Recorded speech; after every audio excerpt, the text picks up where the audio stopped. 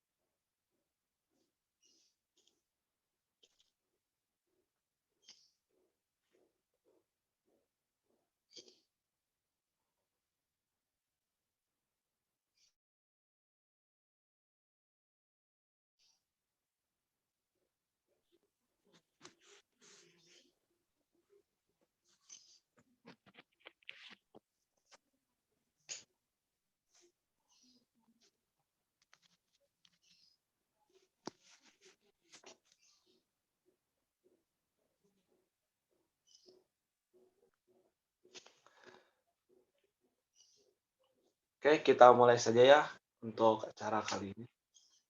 Bismillahirrahmanirrahim. Innal hamdalillah nahmaduhu wa nasta'inuhu wa nastaghfiruh wa na'udzu billahi min syururi anfusina wa min sayyiati a'malina. May yahdihillahu fala mudhillalah wa may yudhlil fala hadiyalah. Asyhadu an la ilaha illallah wa asyhadu anna Muhammadan abduhu wa rasuluhu la nabiyya wa la rasula ba'dah. Amma ba'd. Alhamdulillah, pada kesempatan kali ini, walaupun dalam keadaan daring, kita masih bisa beristiqomah gitunya dalam menuntut ilmu. Juga semoga dengan adanya acara ini bisa menjadikan wasilah atau jalan kita untuk mencari ridhonya. Amin ya Allah ya Rabbal alamin. Pada kesempatan kali ini, Hima Prodi Ilmu Hadis akan mengadakan halaqah ilmiah gitunya, yang mana temanya tentang bahasa Arab gitu. Seberapa penting itu bahasa Arab. Untuk tidak memakan waktu lebih jauh lagi atau lebih banyak lagi, kita buka acara ini dengan bacaan bismillah. Bismillahirrahmanirrahim. Tak lupa juga untuk acara selanjutnya kita buka acara ini dengan pembacaan ayat suci Al-Quran yang akan disampaikan oleh Saudara A. Aryandi. Kepadanya saya persilahkan. Baik, terima kasih kepada moderator. A'udzu billahi minasy syaithanir rajim. Bismillahirrahmanirrahim. Alif lam ra. Tilka ayatul kitabil mubin.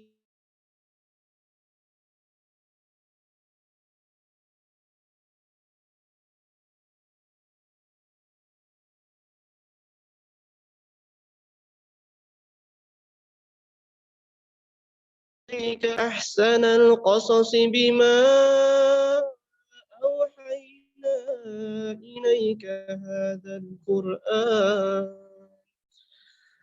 وإن كنت من قبله لمن الغافلين إذ قال يوسف لأبيه يا أبت إني رأيت 11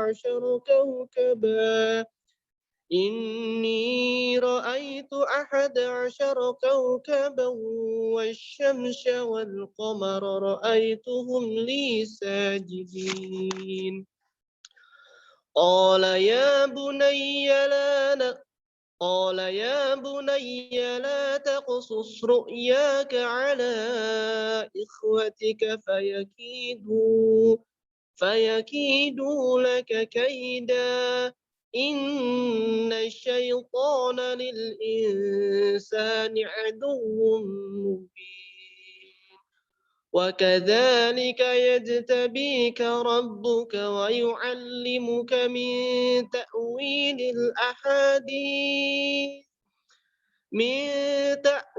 الأحاديث ويتم نعمته عليك وعلى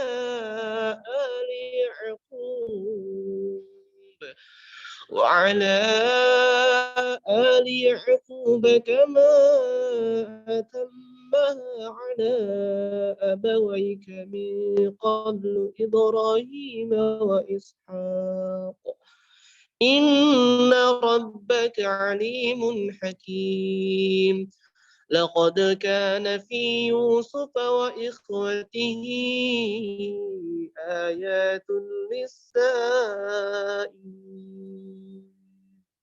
سمعنا وأطعنا غفرانك ربنا وإليك المصير.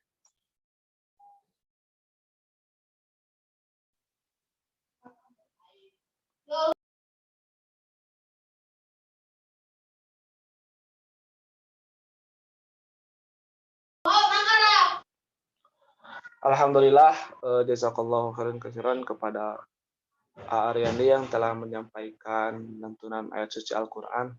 Semoga dengan dibacakannya menjadikan syafaat bagi kita dan juga bermanfaat khusus bagi dirinya dan umum bagi kita semua. Amin ya Allah. Untuk acara selanjutnya yaitu sambutan dari Ketua Hima Prodi Ilmu Hadis yaitu Saudara Sofyan Hidayatullah. Kepadanya saya persilahkan.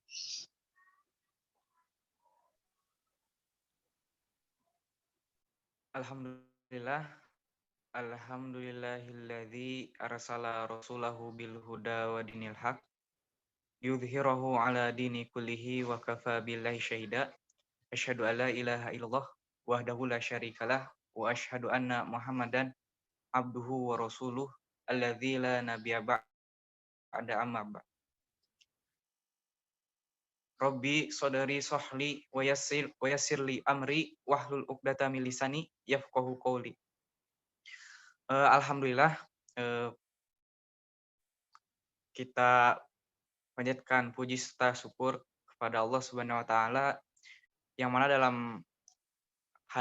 pada hari ini kita masih diberikan kesempatan, kita masih diberikan kesehatan untuk menjalankan salah satu kewajiban kita yaitu menuntut ilmu. Saya ucapkan terima kasih kepada segenap panitia, terutama kepada bidang pendidikan Himapro Ilmu Hadis, juga kepada bidang Kominfo. Kemudian saya ucapkan terima kasih kepada pemateri, yaitu Al-Ustadz Husain, kemudian Al-Ustadz Hasan, yang mana telah berkenan untuk mengisi materi pada himah ini. Dan saya ucapkan terima kasih kepada para peserta yang ikut berpartisipasi dalam acara ini. Acara himah ini merupakan salah satu kajian, yaitu himah singkatan ya, Khalaqah Ilmiah Mahasiswa Ilmu Hadis.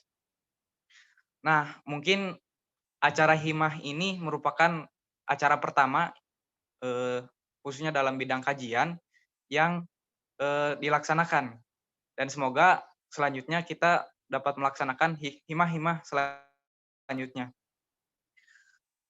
Dalam himah kali ini, insya Allah kita akan mengkaji terkait bahasa Arab, yang mana bahasa Arab ini merupakan salah satu pokok penting dalam khususnya Islam sendiri, terutama bagi mahasiswa ilmu hadis, juga mahasiswa-mahasiswa lainnya seperti ilmu Quran tafsir, kemudian PAI juga termasuk karena dalamnya mengajarkan Al-Quran kan di PAI juga sama. Nah, kenapa kami mengusungkan gitu kajian bahasa Arab itu di pertama awal karena bahasa bahasa Arab itu bahasa yang penting ya. Bahasa Arab itu bahasa Islam yang mana jika kita tidak mengenal bahasa Arab sulit untuk kita mengenal Islam. Jadi bahasa Arab itu penting bagi umat Islam. Nah, adapun di ilmu hadis, bahasa Arab ini menjadi bahasa yang paling pokok, bahasa yang paling dasar yang harus dimiliki para mahasiswa ilmu hadis. Oleh sebab itu, pada himah kali ini kita mengambil kajian dengan tema kajian bahasa Arab. Nah, dalam himah kali ini ada 2 materi yang akan disampaikan. Yang pertama mengenai bahasa Arab, pendidikan bahasa Arab di Persis, yang insya Allah akan disampaikan oleh Al-Ustadz Husain. Kemudian materi yang kedua tentang pendidikan bahasa Arab di sekolah tinggi. Nah, saya harapkan diadakannya kajian ini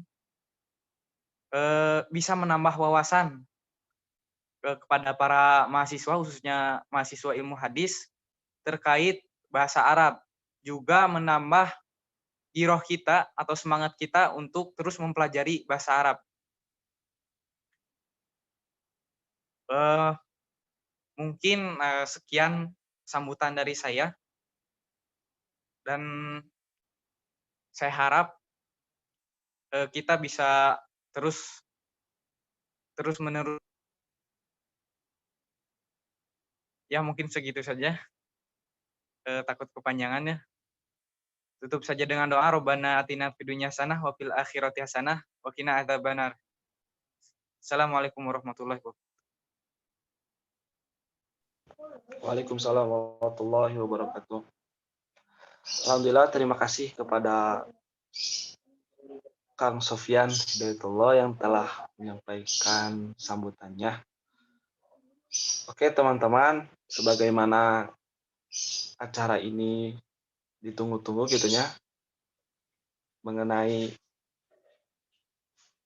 akan disampaikannya materi, maka dari itu saya akan persilahkan gitu ya kepada teman-teman untuk menyimak lebih baik dan juga menyiapkan peralatan untuk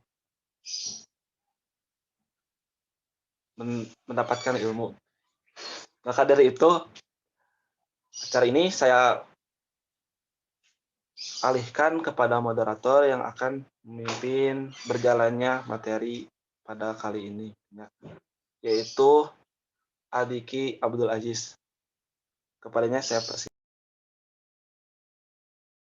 Baik, terima kasih kepada MC yang telah mempersilahkan saya untuk mengiringi acara kali ini.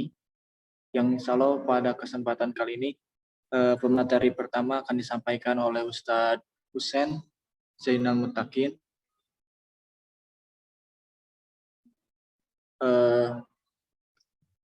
Karena beliau sedang menyiapkan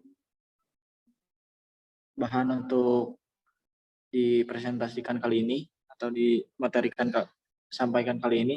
Jadi terlebih dahulu mungkin kita akan buka dulu untuk pemateri pertama. Bismillahirrahmanirrahim. Alhamdulillah wassalatu wassalamu ala Rasulillah wa ala alihi washabihi ajmain. Amma ba'du. Alhamdulillah, dalam kesempatan pagi yang cerah kali ini kita semua dapat dikumpulkan dalam satu majelis, satu acara yang meskipun dalam keadaan online, mudah-mudahan tidak mengurangi manfaat yang ingin kita dapatkan untuk acara kali ini. Insya Allah pemateri kali ini akan disampaikan oleh Ustadz Husain Zainal Mutakin. Beliau selain sebagai seorang dosen di STAI Persis Garut, beliau juga merupakan salah satu ketua prodi ilmu hadis yang ada di STAI Persis Garut. Dan pada kesempatan kali ini yang akan disampaikan oleh beliau, Ustadz Husain, akan menyampaikan materi yang berkenaan dengan pendidikan bahasa Arab di wilayah Persis, cakupan Persis. Dan mungkin nanti akan dilanjutkan di materi yang kedua, yaitu oleh Ustadz Hasan Ansori yang akan disampaikan mengenai pendidikan bahasa Arab di lingkungan perguruan tinggi. Nah, mungkin sebelum nanti masuk materi yang akan disampaikan oleh Ustadz Husain, terlebih dahulu juga mungkin saya menyambut pada teman-teman supaya lebih khidmat lagi untuk mempersiapkan segala yang dibutuhkan untuk materi kali ini.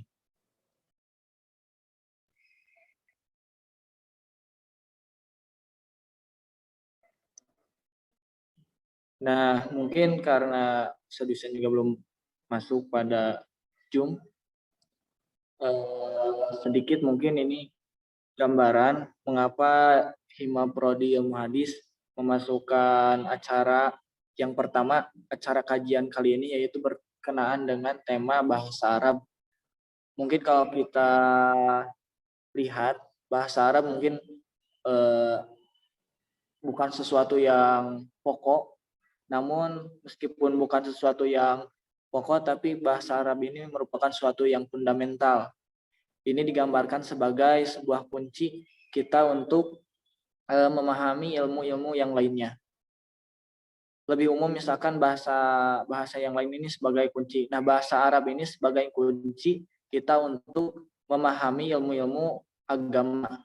Karena pada daya kita sebagai mahasiswa ataupun yang lainnya sebagai para penuntut ilmu khususnya di bidang agama, Al-Quran dan hadis ini ditulis dengan menggunakan bahasa Arab, otomatis untuk memahaminya kita perlu paham ilmu bahasa Arab.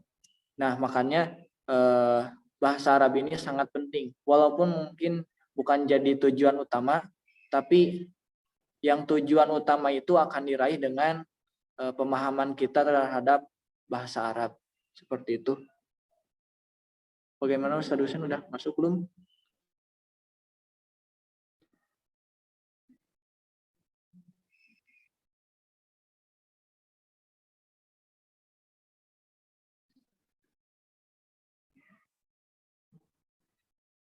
Kita tunggu saja sebentar ya, karena mungkin Ustadz Husain belum masuk Zoom. Kita tunggu beberapa menit lagi.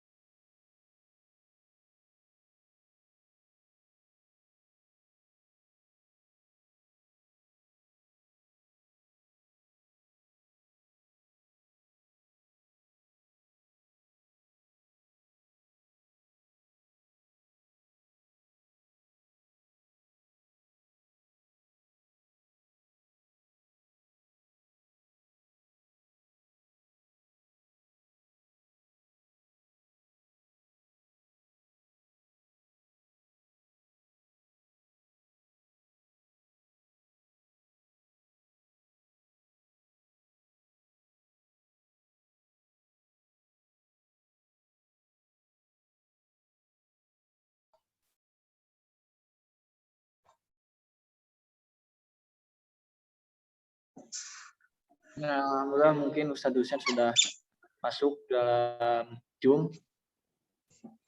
Kita tunggu sebentar untuk mempersiapkannya.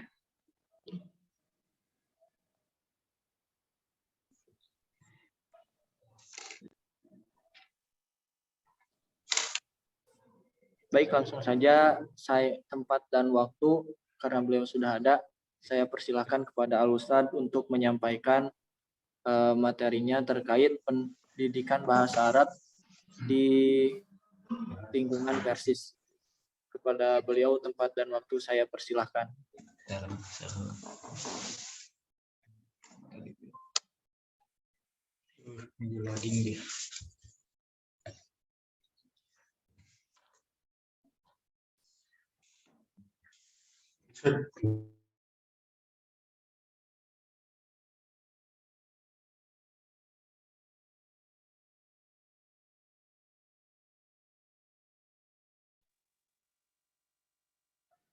Halo Ustadz.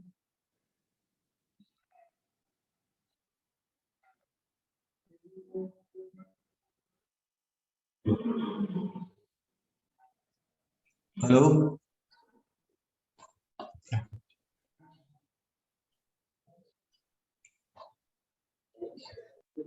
Oh, Halo. kumaha Ustadz, tos siap Ustadz? Ininya mungkin ada gangguan. Tidak merespon. Mana sudah apa bisa terdengar? Bisa Ustadz? Ada. Ada dua layar. Sudah tidak dia tadi ya dicari itunya dulu. Oh, di share. Iya. Ini ditutup aja di ini.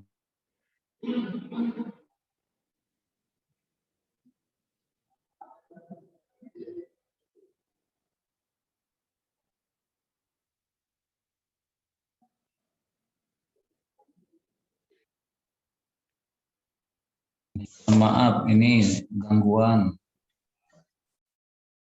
sinyal ya, nggak tahu ya. Saya mulai aja ya. Alhamdulillah, apa bisa didengar? Alhamdulillah, wassalatu wassalamu ala rasulillah. Terdengar semua? Ada Ustadz, terdengar. Kuping, alhamdulillah. Yang pertama saya ucapkan terima kasih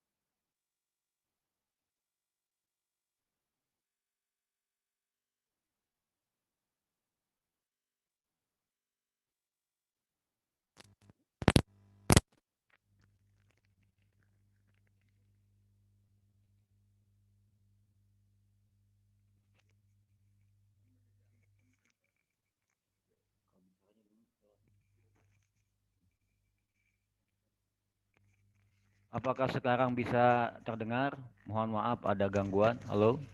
Halo, ada Ustaz? Bisa Baik. Alhamdulillah, tiada Ustaz. Ya, ini nggak tahu kenapa ada halangan ya. Qadarullah wa masyafa'al. Baik.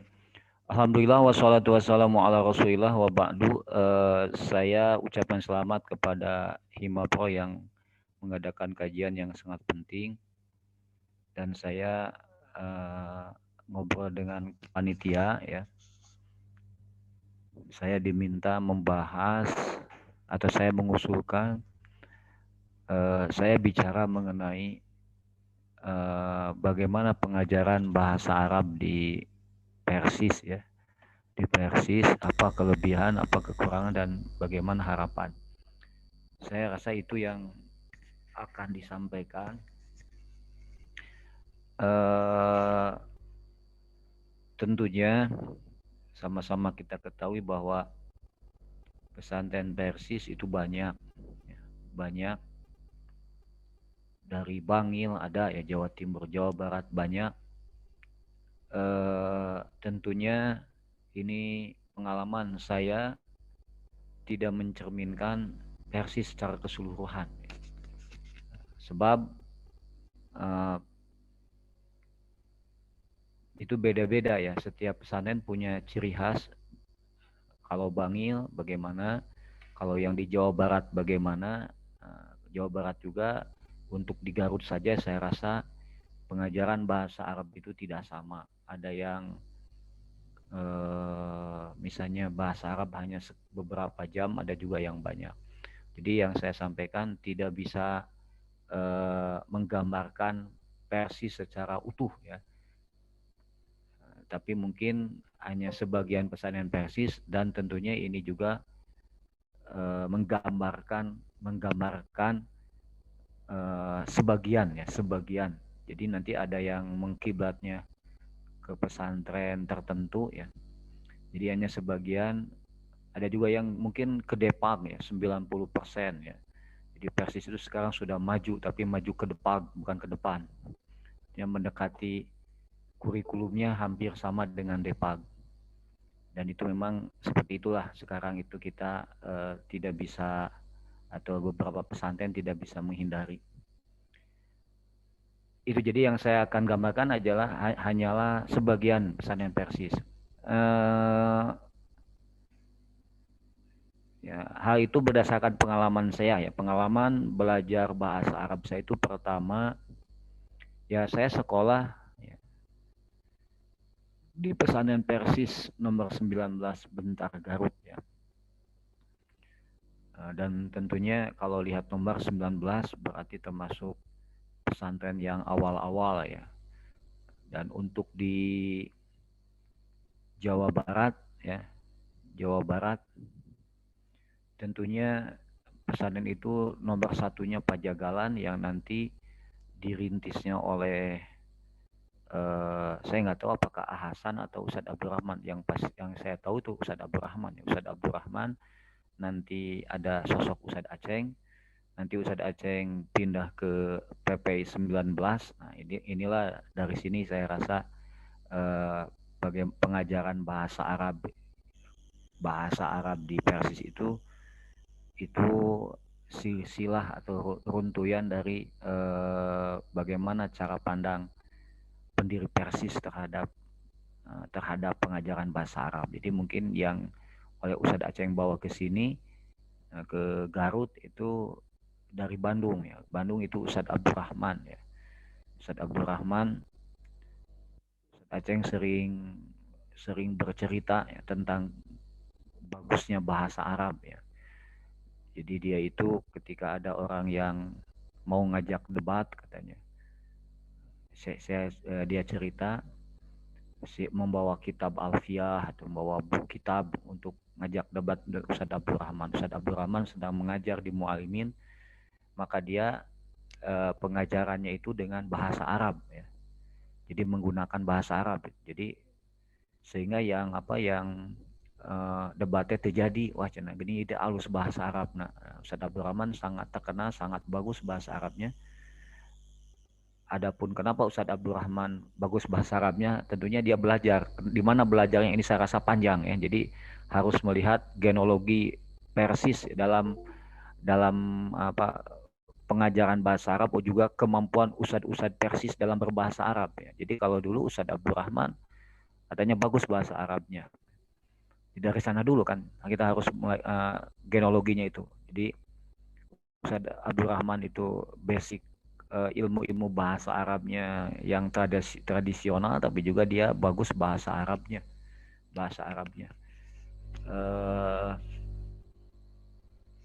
Saya juga di Bentar itu Ustadz Aceng itu Ustadz Tentang juga ngajar pada kami itu dulu pakai bahasa Arab. Jadi pelajaran bahasa Arab itu. Pelajaran masail itu kadang-kadang setengahnya itu pakai bahasa Arab. Itu sekitar awal-awal saya, mungkin supaya tergambar dulu ya. Jadi maaf ini tidak bisa menggambarkan secara utuh, tapi memang kalau mau dilihat genealogi Persis dalam pengajaran bahasa Arab itu dari mulai Ahsan kan, harusnya Ahsan bagaimana mendirikan pesantren Persis. Nanti juga bakal kita lihat bagaimana pengajaran bahasa Arab di Bangil ya. Di Bangil. Kalau di Bandung nanti Ustadz Abdurrahman tadi bilang itu bahasa Arabnya bagus.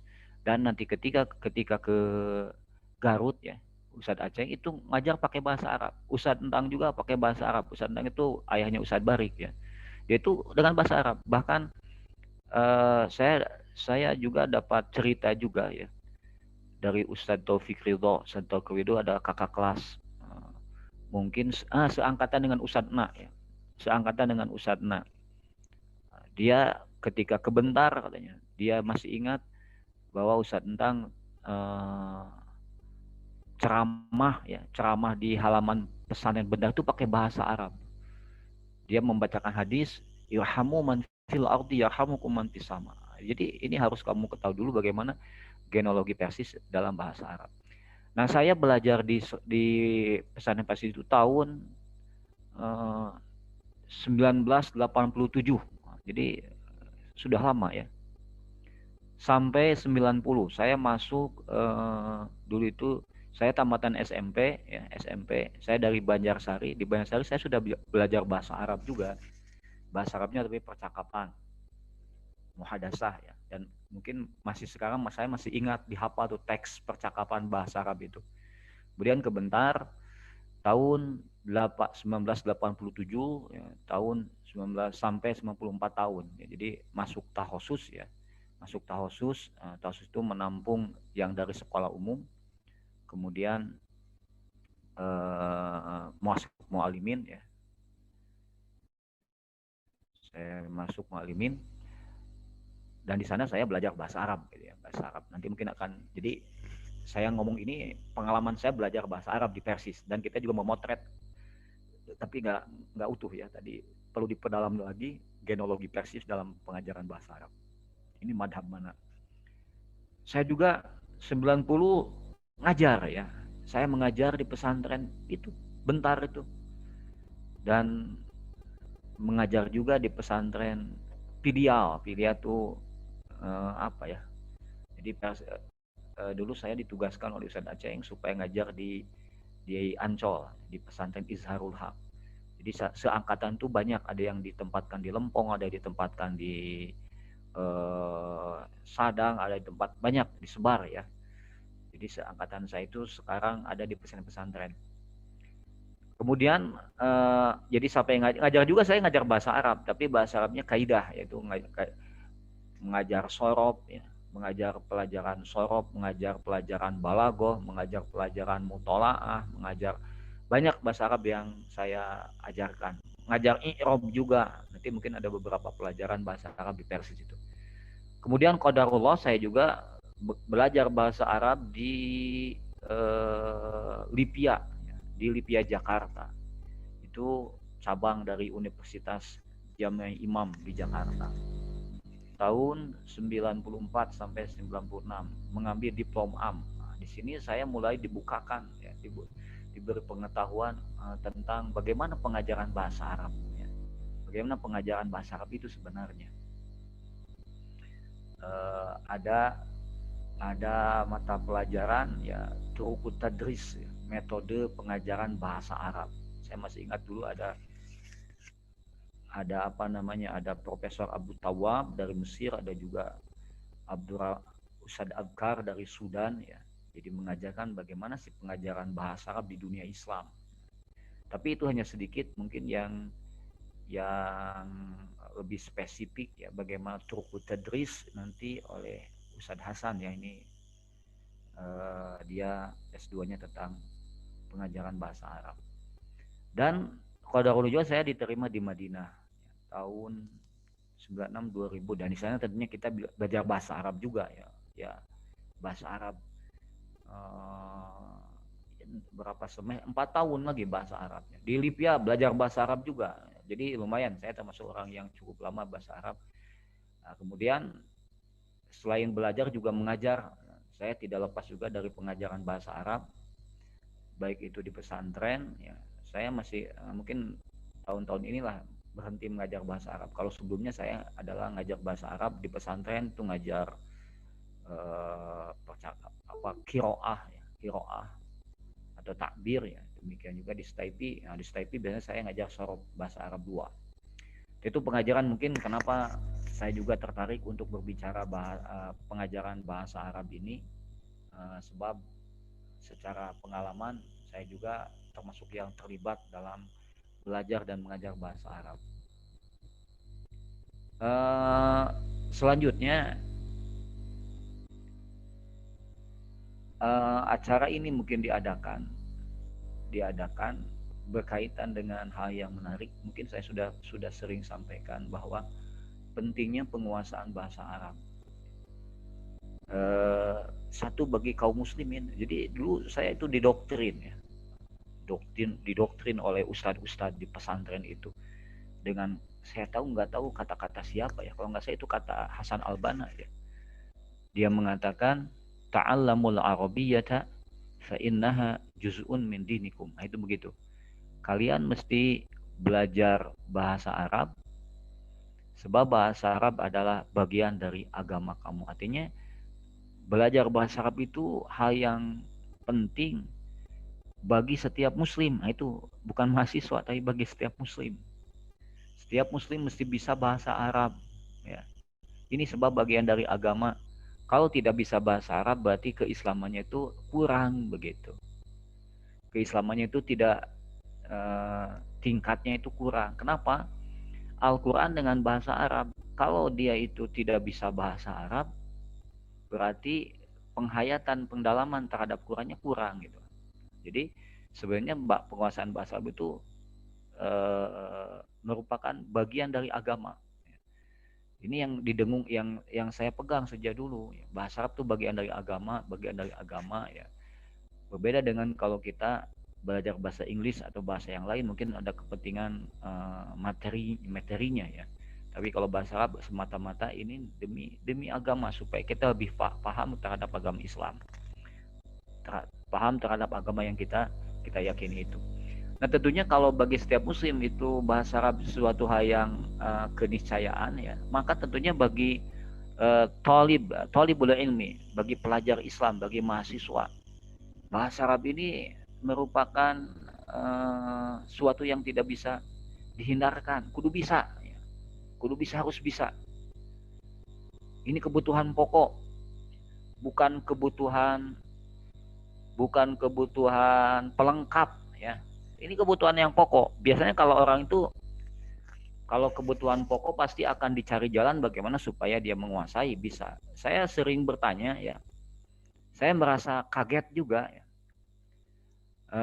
Ternyata di antara santri atau juga mahasiswa ada yang mutqin, mantap ya dalam seni. Dia bisa main gitar ya. Begitu, dia pandai main gitar. Ketika saya tanya, kenapa kamu bisa main gitar? Bukankah di pesantren tidak ada pelajarannya? Kata dia, Ustadz, saya meresep katanya. Jadi dia itu senang, dia itu suka. Saya sangat senang dengan musik ini. Maka karena senang, dia itu berusaha resep heula ya, cinta heula. belajar, bahkan hitarnya juga nggak punya. Ya. Tapi kenapa kamu bisa main hitar ini? Kumaha carana? Dia sering curi-curi waktu, menyiapkan waktu, sering murojaah, ya, bawa hitarnya malam-malam handapeun tangkah cau ngahitar, coba tengenaheun, tapi dia terus aja. Nah sehingga dia itu bisa. Padahal kan main hitar itu apakah kebutuhan pokok atau hanya sekedar pelengkap. Tapi kalau dia ada rasa cinta, ya, maka dia apapun caranya dipelajari. Cetek kumaha carana ya. Sekarang itu kan banyak ada di YouTube ya, kumaha cara main gitar. Saya rasa itu. Nah inilah yang mungkin yang hilang, ya, yang hilang dari para dari kaum muslimin atau dari pelajar Islam. Kenapa mereka tidak bisa bahasa Arab? Itu kurang mencintai, ya, kurang semangat saja itu, ya. Kurang semangat untuk bisa bahasa Arab. Kalau dia itu cinta kepada musik, bisa dicari, bisa hitarna bisa pinjam, dia mencari. Atau mungkin saya tahu di sini ada yang pandai juga ngutak-ngatik laptop sampai rusaknya katanya ya itu. Diajar elektronik ya atau program komputer. Padahal nggak ada pelajarannya di pesantren, tapi karena dia suka, mungkin diutak-atik semeka pejet sabar aja mau laptop ya, tapi jalan nih. Nah, mungkin ini yang harus ada di mahasiswa. Saya rasa bahwa bahasa Arab itu suatu hal yang nggak bisa sesuatu bukan pelengkap lagi, wajib bisa. Apalagi ini pelajar Islam, mahasiswa Islam. Kemudian mahasiswanya adalah mahasiswa dirosat Islamnya, Islamic Studies, mengkaji ilmu-ilmu Islam. Apalagi mengkaji hadis, wah ini sudah betul-betul ini suatu yang tidak bisa dihindarkan. Kudu bisa bahasa Arab. Adapun caranya sok mikir sorangan, itu kan sebenarnya begitu. Jadi nurasep karena hitar nggak ada pelajarannya di pesantren, di sekolah, jijik barisa. Kalau dia suka, saya rasa yang paling penting itu suka dulu. Menganggap bahwa bahasa Arab ada suatu yang mesti. Saya sering katakan kalau tidak bisa bahasa Arab, maka jadi keilmuannya itu diragukan. Kenapa diragukan? Sebab ilmu-ilmu keislaman itu mungkin 75% berbahasa Arab. Kalau tidak bisa bahasa Arab itu diragukan keilmuannya, tidak bisa rujuk itu. Ya, jadi ini harus ditanamkan dulu bahwa sangat penting kita itu belajar bahasa Arab sampai betul-betul bisa begitu ya. Caranya sok pikiran sendiri ya. Jadi kenapa kita di Persis tidak berhasil? Ya saya rasa mungkin yang berhasil ada orang yang mencintai itu bahasa Arab. Yang kalau sekedar ikut sekolah ya mau bisa-bisa saya lagi meskipun nanti kita kan ingat nanti pengajaran bahasa Arab di Persis itu dari mulai ibtidaiyah ya sampai muallimin tidak berhenti belajar bahasa Arab, tapi kenapa tidak bisa-bisa? Atau kamu juga belajar bahasa Inggris itu dari mulai SD mungkin sekarang gitu, tapi ternyata I love you hungkul gitu ya gitu. Yang lainnya nggak bisa itu ya. Ayo tukang jajamu itu aja apanya teh ya. Yang lainnya nggak bisa. Saya rasa itu harus dihitungkan dulu. Ayanu salah ya. Sebab kalau sajian bahasa Arab itu sejak ibtidaiyah sudah belajar. Tapi itu bisa-bisa. Nah, ini ada faktor ya, ada faktor semangat belajarnya yang nggak ada. Di samping juga tentunya ada faktor metode pengajaran yang perlu diperbaharui atau dikembangkan. Baik. Itu ya, jadi sangat penting. Saya di ilmu hadis kan kamu juga tahu bahwa ketika masuk sudah ada tes baca kitab. Sebab kalau masuk hadis nanti tidak rujukan tuh berbahasa Arab ya. Kalau dulu zaman saya ya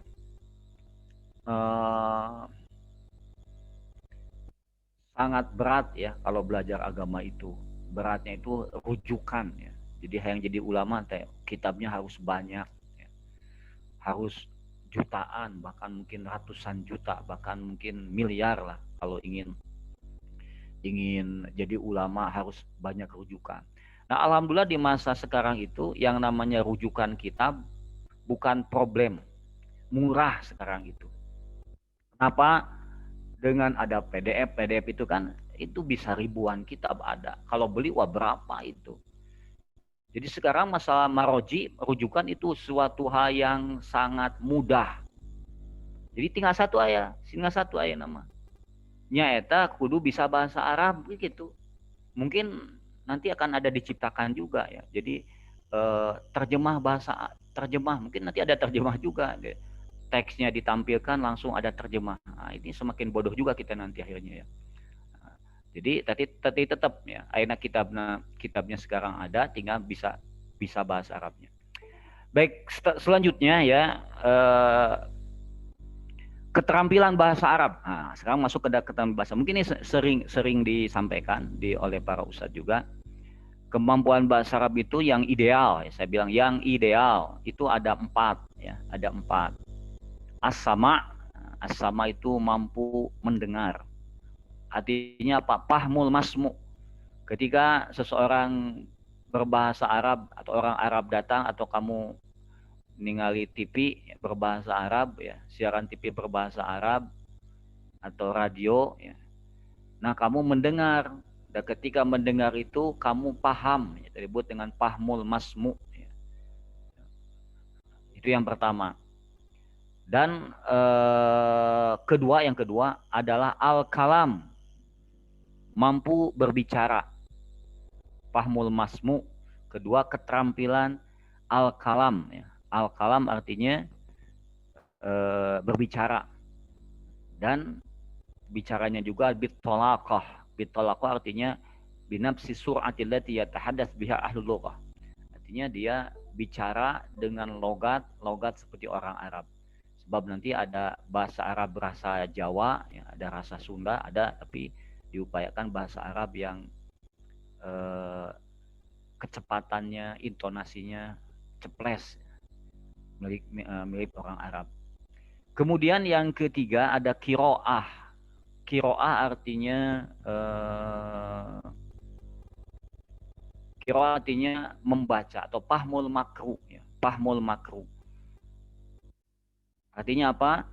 Dia itu bisa ketika melihat ada teks berbahasa Arab, dia itu bisa membaca dan paham apa yang dibaca. Dan yang keempat ada kitabah. Kitabah artinya kita bukan cuma bisa bicara bahasa Arab, tapi bisa menulis dengan bahasa Arab. Pikiran kita itu dituangkan dalam tulisan berbahasa Arab. Nah, seperti begitu. Itulah yang ideal. As-sama, al-kalam, al-qiraah, al-kitabah. Jadi mahasiswa yang ideal di hadis itu nonton televisinya itu berbahasa Arab. Film Doraemon pakai bahasa Arab. Sebenarnya ini bisa dilatih ya ini. Film-film kartun berbahasa Arab harusnya harus dilatih. Sehingga kalau sering terdengar nanti akan bisa diucapkan ya. Terdengar, diucapkan, dibaca. Itu gitu. As-sama al-kalam. Itu yang ideal seperti begitu. Jadi kalau ada syekh dari Arab ke sini, kamu mendengarkan sudah tanpa penterjemah sebab fahmul masmu. Yang diucapkan itu bisa dipahami. Baik, selanjutnya itu ya. Jadi keterampilan bahasa Arab yang bagus itu ada 4. As-sama, al-kalam, al-qiraah, al-kitabah.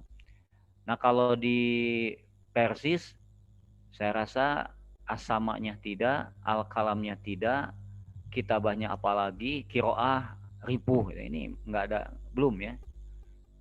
Tapi ingat tadi saya ceritakan bahwa kalau pendiri ya Ustadz Abdurrahman, Ustadz Aceh ini bahasa Arabnya dulu itu bagus. Saya di Mu'alim itu diajar pakai bahasa Arab itu oleh Ustadz Aceh itu. Jadi pelajaran masail itu pakai bahasa Arab, ngadongengku bahasa Arab itu. Saya masih ingat dulu itu. Nah, kemudian hal yang penting juga mungkin yang insya Allah kita akan nanti jadi bahan diskusi juga. Ini tolong diluruskan nih oleh Ustadz Hasan nih nanti. Tentang anasirul lughah, unsur-unsur kebahasaan dari mulai aswat. Jadi dulu ada pelajaran aswat. Aswat artinya mungkin mendekati dengan mahorijul huruf itu apa ya, aswat. Itu ada pelajaran aswat. Jadi bahasa itu ada suara, dari suara itu nanti ada intonasi, nabroh atau apa ya. Kemudian ada kalimat atau nanti mufrodat. Jadi teorinya itu kalau ingin menguasai satu bahasa itu berarti kita harus menguasai, katanya kalau dia itu tahu 2000 kalimat, ya, 2000 kosakata, itu bisa bahasa tersebut. Sehingga dulu pengajaran bahasa Arab di pesantren atau di Indonesia atau di Tatar Sunda itu pasti orang yang masa-masa lalu ya, tahun kalau zaman saya kecil gitu, itu dilagukan, ngapalkan mufrodat ya. Baitun imah babun panto subakun jandela. Nah, itu diapalkan. Jadi kalimat-kalimat mufrodat yang ada di rumah dulu ya. Baitun imah, kemudian imah teh aya panto, babun panto, subakun jandela, jidarun bilik, hizanatun lomari, miratun enteng. Nah, itulah itu diapalkan semua benda-benda yang ada di rumah. Itu sebab seseorang bisa bahasa Arab kalau dia itu tahu kata-kata, kalimat-kalimat yang ada dalam bahasa Arab. Dan nanti pengajaran bahasa Arab juga ada pengajaran dengan menghafal mufrodat. Nah, itu menghafal mufrodat. Selanjutnya ada juga unsur bahasa tarokib atau jumlah. Nah, ini ada kritikan. Jadi pengajaran mufrodat itu jangan bimufrodi, jangan hanya menghafal kata-kata, tapi diusahakan mengajar mufrodat itu jumlah, dalam satu jumlah, dalam susunan, yang susunan tersebut itu paling sering dipakai. Ya. Jadi kalau mengatakan baitun imah babun pato itu katanya metode pengajaran yang tidak tepat. Harusnya dibikin jadi satu jumlah, satu susunan yang itu sering diucapkan sehari-hari. Mungkin saya contohkan misalnya muzil itu apa? Itu tipek ya, penghapus. Jadi jangan menghafalkan muzil aja, tapi usahakan coba kira-kira kalimat tersebut itu dipakai untuk apa misalnya. Indaka muzil, kamu punya tipek, nah itu harusnya dalam bentuk jumlah, dalam bentuk tarkib. Jadi nanti ada tarokib, ada jumlah-jumlah yang memang harus atau ibarah, ungkapan-ungkapan. Jadi itulah tentang bahasa, unsur-unsur bahasa, kalimat, jumlah. Baik, selanjutnya metode pengajaran bahasa Arab. Ini yang saya ingat aja ya, maaf ya. Yang saya ingat pertama metode kaidah dan metode terjemah atau disebut metode thariqah an-nahwi at-tauridi kalau nggak salah itu metode kaidah dan terjemah. Jadi menghafalkan menghafalkan kaidah-kaidah ya, menghafalkan kaidah ini mungkin pengajaran tertua ya, pangheulana. Jadi dalam sejarah pengajaran bahasa asing itu metode terjemah ya, diterjemahkan teks, kemudian kaidahnya apa. Seperti di kita di Persis itu menggunakan madhab ini ya, menggunakan metode kaidah dan terjemah itu. Kemudian ada juga thariqah mubasyarah. Pengajaran bahasa asing yang paling baik adalah metode langsung ya. Jadi dia belajar kaidah tidak apa-apa, ini langsung aja. Nah, seperti metode gontor ya, di gontor langsung aja dia itu dipraktekkan bahasa sehari-hari itu. Ini tentunya kalau ingin memperdalam, ini memang masing-masing ada filsafatnya, ada sejarahnya, kumaha apa kelebihan kekurangan metode terjemah, apa metode langsung atau thariqah mubasyarah. Ada juga metode qiraah. Metode qiraah itu artinya mungkin ada dibikin teks ya, bacaan bisa 9 jilid, bisa 10 jilid ya. Tapi betul-betul bertahap ya. Bertahap artinya misalnya pada dipilih dulu ya, dipilih misalnya ada 2000 kalimat yang paling sering diucapkan sehari-hari. Nah, dibikin teks bacaan. Setiap teks misalnya ada 10 kosakata yang baru. Jadi mulai dengan 10 kata-kata yang baru itu dipelajari, nanti kita langsung membaca teks, ada cerita, ada apa. Maka kalau misalnya selesai satu buku, ya, satu jilid, ini sama dengan menguasai 6.000 kalimat. Selesai yang kedua, tambah lagi 6.000. Jadi ketika selesai 3 kitab atau 4 kitab itu, kita menguasai kosakata yang ada dalam bahasa tertentu, ya. Itu namanya toriko kiroah. Kalau dalam metode pengajaran bahasa Inggris, saya itu dulu ingat ada buku namanya 99, ada yang 999 itu. Jadi ada, kalau nggak salah ada nggak berapa jilid. Jadi kalau selesai itu bisa bahasa Arab, gitu. Bahasa Inggris itu. Ada metode kiroah. Kemudian yang namanya metode pengajaran bahasa itu terus berkembang ya di penelitian. Nanti ada toriko namanya sam'iyah syafahiyah, ya. Jadi metode ini hanya mendengar kemudian diucapkan. Mendengar diucapkan. Itu nanti kitabnya adalah Al-Arabiyyah Linasyi'in. Ada 6 jilid, ya. Jadi caranya adalah kita dengarkan syekh, ya, atau guru, ya. Begini teksnya, kemudian kita ikuti. Dengarkan, ngomong. Sam'iyah syafahiyah, ya. Mendengar, ngomong, gitu. Sebab memang yang namanya bahasa itu begitu. Terdengar, diucapkan, terdengar, diucapkan. Jadi harus berani mengucapkan. Nah, itu mungkin yang bagi orang yang pemalu itu dijamin mau bisa bahasa Arabnya. Jadi harus mampu tong eraan, bae salah ge ngucapkeun mah gitu. Jadi harus sam'iyah syafahiyah. Dan terus itu berkembang, ya. Itu metode pengajaran bahasa Arab. Nah, kemudian saya masuk kepada pengajaran di Persis, ya, di Persis. Secara itu tadi secara genealogi kita itu ada Panasir, mungkin ada Ahasan. Ahasan membuat buku apa ya, Sorob, ya, Kitabus Sorfi. Itu saya rasa bagaimana dia berusaha memudahkan mempelajari ilmu sorob. Ini sangat hebat sekali, ya. Kenapa saya hebat? Ketika saya belajar sorob itu, kemudian saya belajar di Madinah, ini hebatnya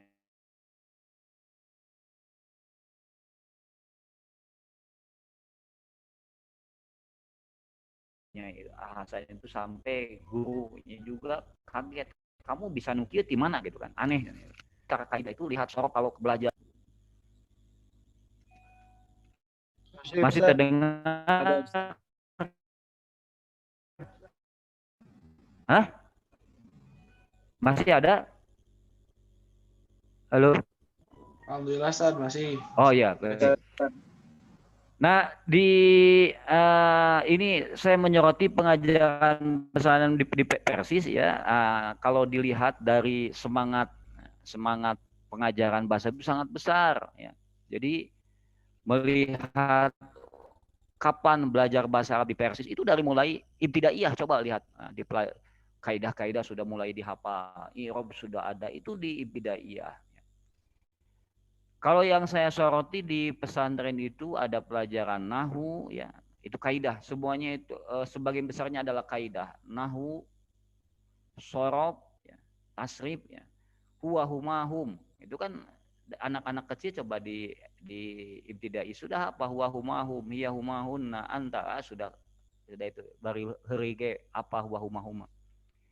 Kemudian juga dulu ada i'rab, ya. Apakah sekarang masih ada? Saya kurang tahu, ya, yang fa'ala fi'lun madid mabniun ala fatila mahalalahu min al-arbi wa fa'ilu dhamirun mustatun fi jawajan taqdir huwa. Wah, itu kata Arab. Meskipun teka arti baheula, tapi saya hafal sampai sekarang juga, ya.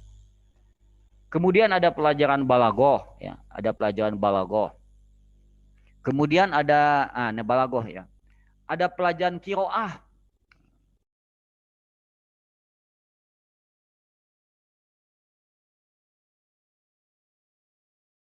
Ini bisa dilihat coba di qiraah, dari mulai qiraah yang saya tahu itu di bidaiyah sampai nanti kepada tajijiyah, yaitu pakai qiraatul rasyidah, ya. Qiraatul rasyidah. Jadi ini mau menerapkan metode pengajaran dengan qiraah, menambah kosakata ya sebanyak-banyaknya dengan cara mubarmaj sistematik dengan tema-tema bacaan. Ada qiraah rasyidah itu 3 jilid, qiraah ke-1, kedua, ketiga, dan andai kata itu tamat selesai itu subhanallah ya. Pembenaran bahasa yang sangat banyak, kata-kata yang sangat banyak dan kisah-kisah yang cukup menarik ya. Kemudian juga ada saya ingat dulu ketika masuk di takhasus ya. Jadi kalau untuk sanawiyah itu pakai qiraatul rasyidah, tapi sayang hanya sampai berapa sanawiyah itu ya. Itu pakai Rafiki adanya Rafiki. Rafiki juga qiraat, ya, qiraat juga, dan tapi ini sudah disesuaikan dengan keindonesiaan. Jadi kisah-kisah yang diangkatnya itu adalah misalnya piknik ke Tangkuban Perahu itu pakai bahasa Arab. Jadi kalau membaca pelajaran qiraat tadi tujuannya adalah memberikan kosakata bahasa Arab yang yang sebanyak-banyaknya tapi yang syai'ah. Nah, kemudian ada pelajaran mutolaah. Mutolaah. Mungkin ini kritik saya kepada ini mutolaah tersebut sebenarnya adalah pemberian mufradat ya bahasa Arab tapi untuk yang kelas tinggi ya. Jadi kalimat-kalimat juga kalimat-kalimat yang asing, yang aneh ya. Jadi sebenarnya untuk pengajaran mufradat itu harusnya dimulai dengan mufradat yang sering kita pakai sehari-hari ya, baru nanti kepada yang sulit atau nusus adabiyah, jadi teks-teks syair lah gitu. Nah, kita pakai mutolaah, dan kitab mutolaah tersebut ternyata kalau dilihat itu adalah dipakai di sekolah-sekolah SMA di Libanon untuk sekolah-sekolah Nasrani Kristen. Ini saya juga perlu ada mungkin seminar khusus Pak. Ini arah pendidikan persis itu dulu kiblatnya ke mana ya, sampai pelajaran balaghah, pelajaran qiraah atau mutolaah itu sampai menggunakan buku ajar yang dipakai di sekolah-sekolah Kristen yang ada di Libanon. Ini kan tegak artinya mungkin ada keterputusan antara generasi sekarang dan pendiri itu, pembikin kurikulum itu. Saya juga sampai nggak paham itu kenapa sebabnya. Kemudian juga ada pelajaran insya. Dulu di insya itu takbir. Jadi pelajarannya adalah ngarang ya. Sekarang kita akan ngarang tentang ini.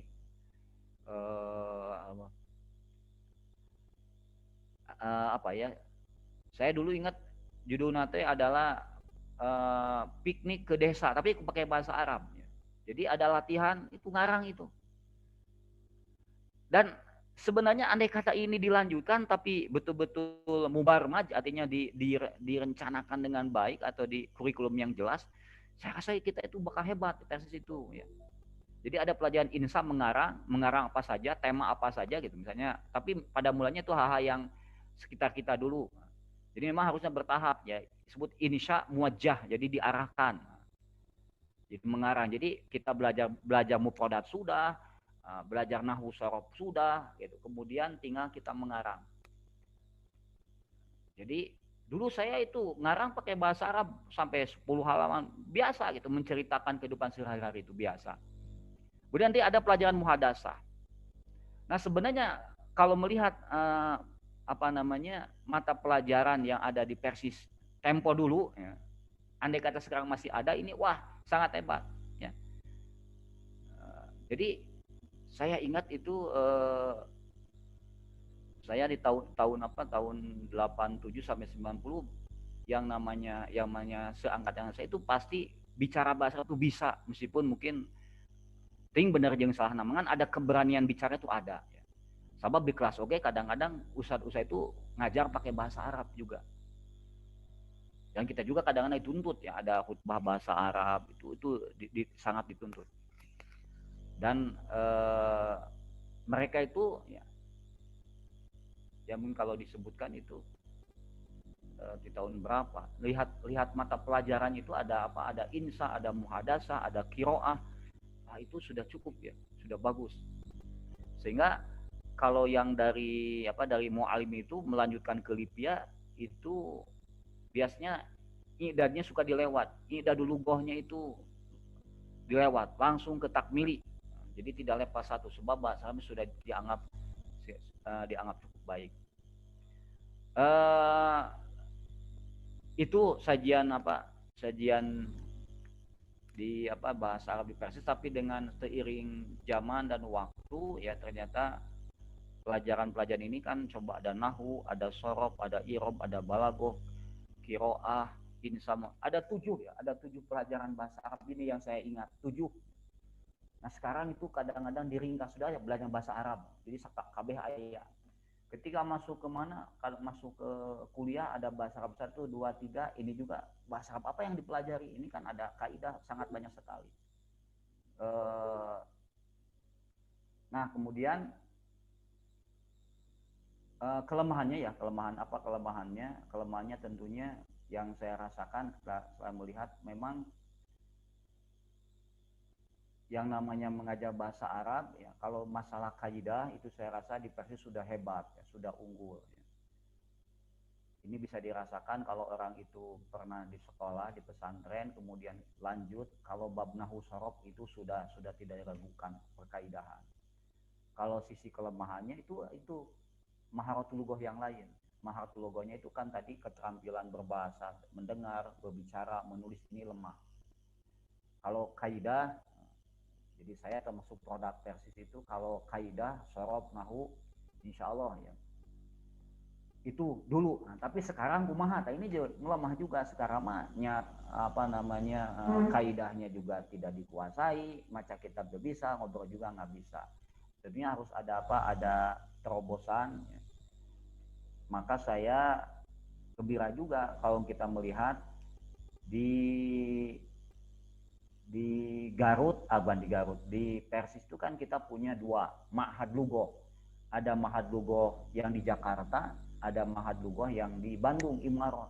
Ini sebagai bukti konsentrasi pada pendidikan bahasa Arab, dan itu menerapkan pengajaran bahasa Arab hasil riset, hasil penelitian, dan terbukti itu mampu bicara bahasa Arab bisa, kemudian juga bisa turos. Nah, itu berarti harus ada penelitian ulang ya, diteliti ulang, kemudian menerapkan metode pengajaran yang baik seperti ada di ma'had lughah. Dan saya berharap juga nanti di Garut kalau ada ma'hadul lughah ya, seperti Imarat, seperti Utsman bin Affan.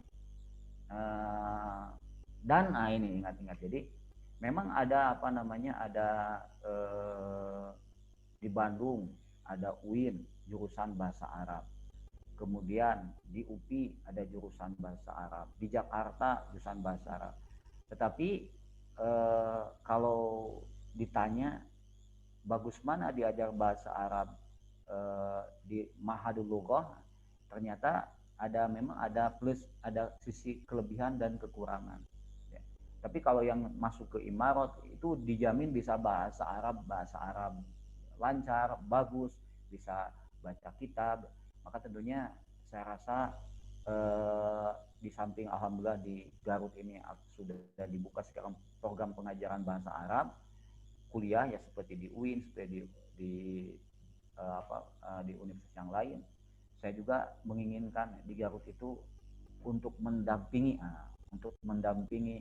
ada STIP itu harus ada ma'hadul lughah. Ma'hadul lughah ya pengajarannya seperti yang di Imarat atau seperti yang di Lipia Jakarta, Idad Lugawi, seperti yang ada di yang ada di Utsman bin Affan. Sebab pengajaran bahasa Arab itu metode itu berkembang ya. Metode-metode yang lain bukan berarti jelek, tapi harus ditambah ya. Ngajar nahwu, ngajar sorof itu penting, bagus. Nah, tapi tentunya harus ada pengembangan. Kalau dalam penelitian Ustaz Hasan itu ada